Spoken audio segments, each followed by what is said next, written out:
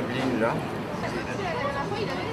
Est-ce que vous pouvez présenter en quelques mots votre film qui a été diffusé ce soir dans le cadre du programme du cours au long? Il s'agit de deux films, un que j'ai réalisé en 2005 qui s'appelle Le voyage de Rabia et le dernier que j'ai fait qui s'appelle Voyage, que j'ai donc réalisé 2011. C'est de titre, c'est la thématique de voyage. C'est de voir comment une histoire d'amour évolue dans un trip à l'anglaise, quoi, dans un voyage, d'essayer de filmer,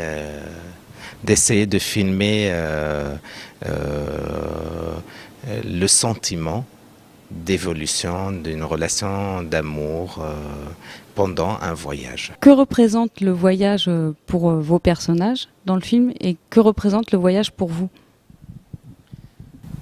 Pour moi, le voyage, c'est un symbole d'une évolution, de progrès.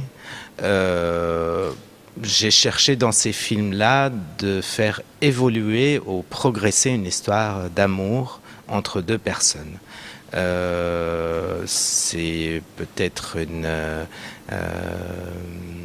une question très personnelle pour moi qui reflète ma pensée par rapport à la région d'où je viens, où c'est une région nomade. Moi, je suis bédouin d'origine et la question de déplacement est associée au progrès.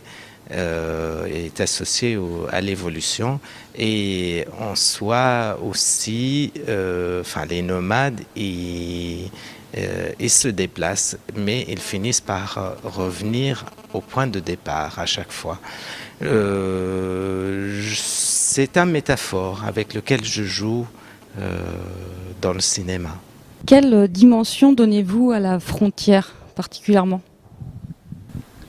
Pour moi, la frontière physique ou géographique n'est pas importante. La question que je traite dans mon film, surtout Voyage, le dernier, c'est la frontière intérieure, les limites personnelles qu'on franchit ou qu'on décide de ne pas franchir. Et justement, vos personnages, ce couple d'amoureux, décide de s'évader en Iran. Est-ce qu'on peut s'évader en Iran pour reprendre une question de la salle? En fait, on a l'impression qu'ils s'évadent en Iran. C'est eux, ils cherchent un endroit pour se retrouver. Ils se cherchent eux-mêmes. Ils peuvent aller en Turquie, en Iran ou en Espagne. La question ne changera rien. C'est peut-être aux spectateurs de faire l'effort de ne pas tomber dans le prototype, de se dire oui, ils vont en Iran alors qu'on sait que, etc., l'Iran, c'est pas possible. Ils vont à un endroit où ils peuvent se retrouver et c'est ce qu'ils veulent au final. La question de l'Iran est une question très peu soulignée dans cette histoire d'amour et c'est une projection de spectateurs sur la question. Pourtant, on sent quand même que les personnages semblent plus détendus, plus libres quand ils passent la frontière turque et qu'il y a beaucoup plus de stress qui est généré quand ils passent la frontière en Iran. Encore une question de frontière. En fait, ils évoluent, leur histoire d'amour évolue dans l'espace dans lequel ils se trouvent. Effectivement, en Turquie, on est plus libre qu'en Syrie et en Iran, on est moins libre que la Turquie et la Syrie aussi. Sauf qu'en Iran, ils se trouvent dans un appartement vide, donc il n'y a pas de contrôle et ils retrouvent une certaine liberté entre eux. Et là, il s'agit de la frontière, comme j'ai dit tout à l'heure, la frontière personnelle ou individuelle que chacun voudrait franchir. La narration est très subtile. Vous n'utilisez pas des ressorts dramatiques, spectaculaires. Comment vous avez construit votre film ? Avant tout, c'est une aventure dans le sens où c'est une aventure où je cherche l'expression à partir de la perception du spectateur, à pouvoir transmettre un sentiment qui vient des couleurs, qui vient de l'ombre, qui vient de la lumière,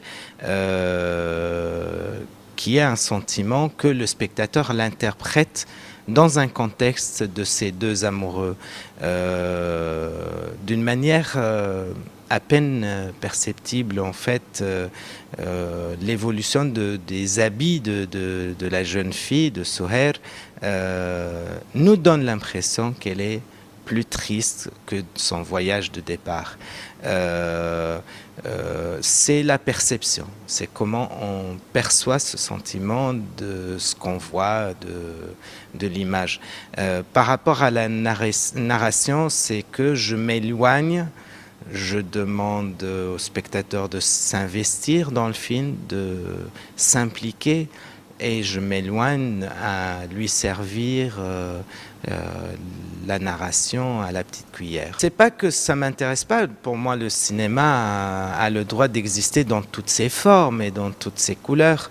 En tout cas, moi, je défends un cinéma qui se rapproche de la musique ou qui se rapproche de tableaux et où on prend de plaisir à la voir et l'écouter. Et pas forcément s'accrocher à une histoire dramaturgique, catastrophique, où on est impliqué par une idée scénaristique très forte. Est-ce que votre film a été diffusé en série? Non, le film, le dernier voyage, il était fini juste quelques mois avant le début de la Révolution. Donc, je ne suis pas retourné depuis. Et avec ce qui se passe actuellement en Syrie, il n'y a pas l'espace pour le cinéma. C'est peut-être les révolutionnaires, ils font des films de réel. Et tout honneur à ce qu'ils fabriquent avec l'image aujourd'hui, et mon film, pour l'instant, attendra.